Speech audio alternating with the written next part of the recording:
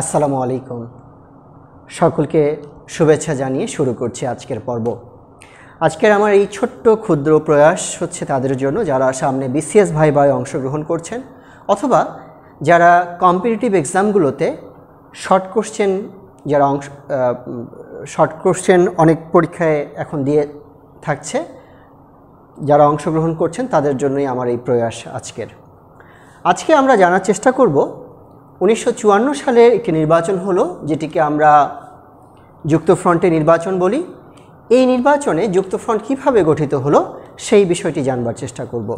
আমরা 1954 সালে জানি যে 1954 সালে একটি প্রাদেশিক নির্বাচন হয়েছিল।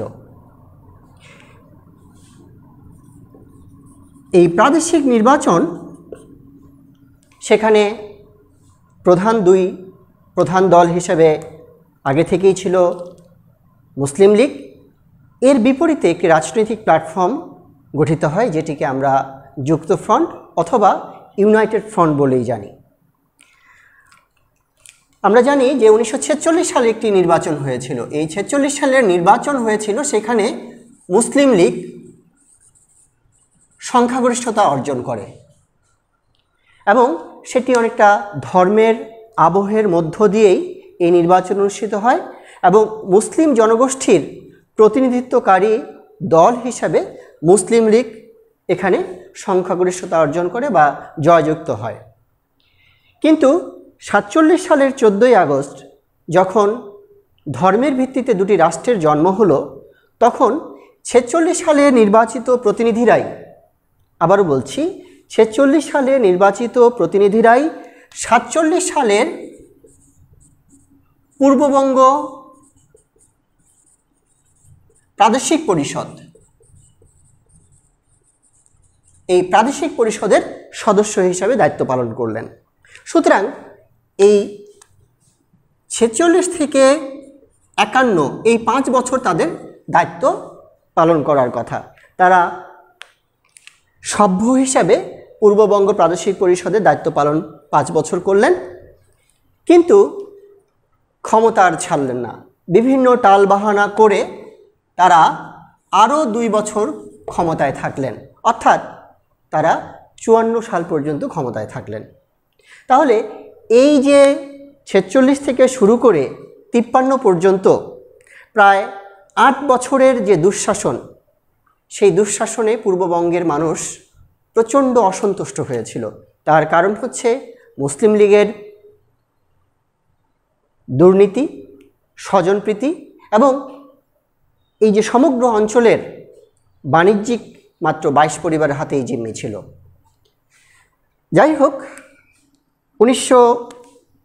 8 মার্চ 1954 সাল, এই 1954 সালে সেন্ট্রাল গভর্নমেন্ট ঘোষণা করলো যে এখানে প্রাদেশিক পরিষদের নির্বাচন অনুষ্ঠিত হবে।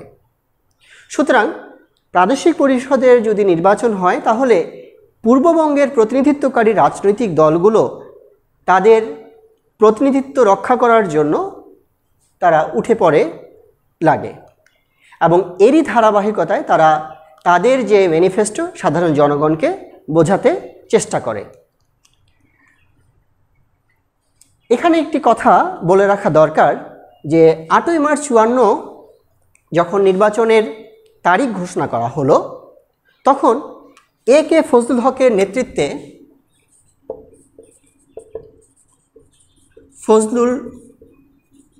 নেতৃত্বে একটি নতুন রাজনৈতিক প্ল্যাটফর্ম গঠিত হলো, যেটার নাম আমরা বলি কৃষক শ্রমিক পার্টি।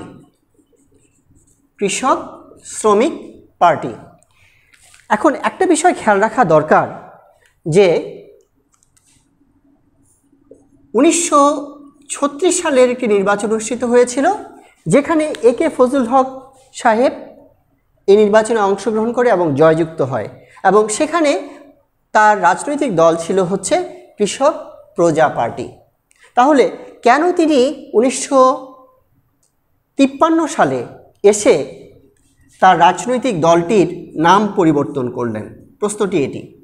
প্রশ্নটি হচ্ছে, মুসলিম লীগের একজন খুব বড় মাপের রাজনীতিবিদ নুরুল আমিন, তার বিরোধিতা করে একটি গ্রুপ এখানে কাজ করে এবং মুসলিম লীগের একটি অংশ একে ফজলুল হকের সাথে একত্রতা ঘোষণা করে রাজনৈতিক একটি প্ল্যাটফর্ম গঠন করে, যেটি হচ্ছে কৃষক শ্রমিক পার্টি। অর্থাৎ আগে নামটি ছিল কৃষক প্রজা পার্টি, এখন নামটি হলো কৃষক শ্রমিক পার্টি।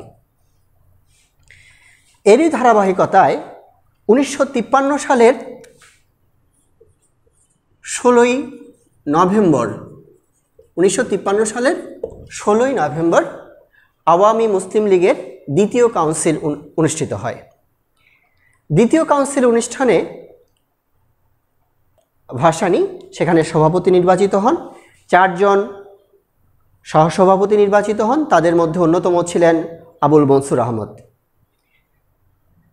একটি প্রশ্ন খুব গুরুত্বপূর্ণ, সেটি হচ্ছে দ্বিতীয় কাউন্সিল অধিবেশন 16 নভেম্বর 1953 যেখানে অনুষ্ঠিত হলো, সেখানে শেখ মুজিবুর রহমান আওয়ামী মুসলিম লীগের সাধারণ সম্পাদক হিসাবে দায়িত্বভার পান।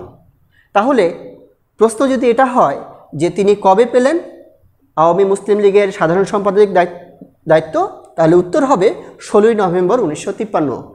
আবার যদি প্রশ্নটি হয় যে কোন অধিবেশনের মধ্য দিয়ে শেখ মুজিব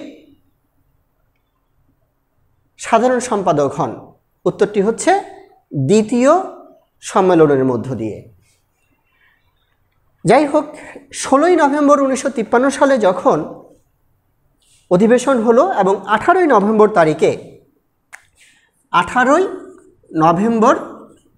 তারিখে নির্বাচিত প্রতিনিধি দল, আওয়ামী মুসলিম লীগের নির্বাচিত প্রতিনিধি দল একটি বৈঠকে মিলিত হন এবং আগামী নির্বাচনে তারা অংশগ্রহণ করবেন এই মর্মে সিদ্ধান্ত হয়। তবে তার আগে একটি কথা বলে নেওয়া ভালো, এখানে তারা প্রস্তাব করেন যে আওয়ামী মুসলিম লীগের সমমনা যে রাজনৈতিক দলগুলো রয়েছে তাদের নিয়ে একটি তারা জোট গঠন করতে চান।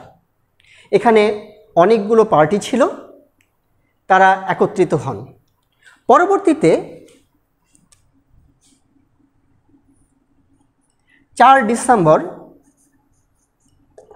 1953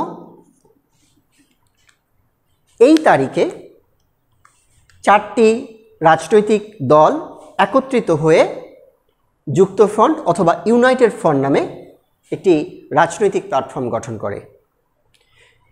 তবে এই প্ল্যাটফর্মটি গঠনের পেছনে হোসেন শহীদ সোহরাওয়ার্দীর অক্লান্ত পরিশ্রম এবং তার উদার মানসিকতার পরিচয় পাওয়া যায়। 4 ডিসেম্বর যুক্তফ্রন্ট গঠিত হলো 4টি রাজনৈতিক দলের সমন্বয়ে। তার মধ্যে আওয়ামী লীগ যার নেতৃত্বে ছিলেন মৌলানা আব্দুল হামিদ খান ভাসানী, কৃষক শ্রমিক পার্টি যার নেতৃত্বে একে ফজলুল হক, বামপন্থী গণতান্ত্রিক দল যার নেতৃত্বে ছিলেন হাজি দানেশ এবং নিজাম ই ইসলাম যার নেতৃত্বে ছিলেন মৌলানা আতাহার আলী। এই তাদের সমন্বয়ে প্ল্যাটফর্মটি গঠিত হলো। একটি কথা এখানে না বললেই নয় যে 1949 সালের পরে চীনের যে বিপ্লব হলো, এই বিপ্লবের পরে এই অংশে কমিউনিস্টরা বেশ উজ্জীবিত হয়ে ওঠে এবং কমিউনিস্টদের একটি বড় প্রভাব আগে থেকেই এই অংশে ছিল। সুতরাং কমিউনিস্ট পার্টি কিন্তু সমমনা রাজনৈতিক দলের অংশ হিসেবে ছিল, কিন্তু যখন যুক্তফ্রন্ট গঠিত হলো তখন কিন্তু কমিউনিস্টকে এখানে রাখা হয়নি। এটি হচ্ছে কৌশলগত কারণে কমিউনিস্ট পার্টিকে যুক্তফ্রন্টের অংশ হিসেবে গ্রহণ করা হয়নি। তবে একথা সত্য, যেখানে কমিউনিস্ট প্রতিনিধি ছিল সেখানে যুক্তফ্রন্ট তাদের কোনো প্রার্থী দেয়নি।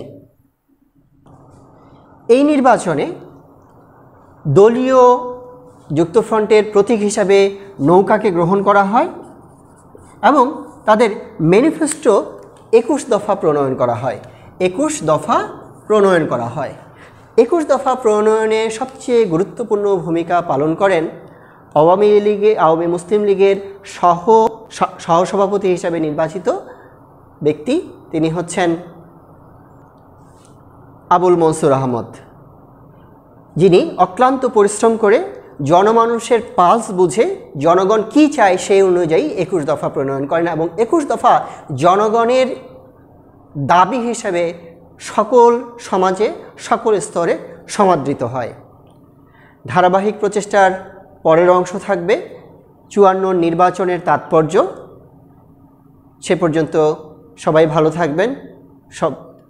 সকলের জন্য শুভকামনা। আসসালামু আলাইকুম।